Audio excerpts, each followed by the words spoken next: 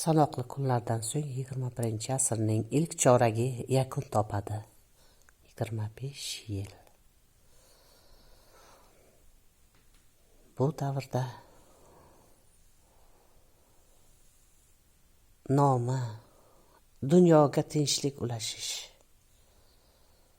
sifati bilan kelgan, biroq xaritasida dunyoni urushlar davriga olib kirgan. Tajovuzkorning hokimiyatga kelishi. Mustaqil davlat hududining avvalo anneksiya, keyin agressiyaga uchrashi.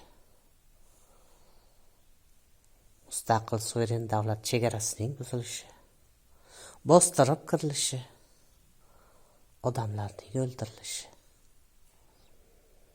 Qisqasi qonli davrga guvoh bo'ldik. 21-asrning ikkinchi choragida tajovuzkorning taxtdan ketishiga guvoh bo'lamiz.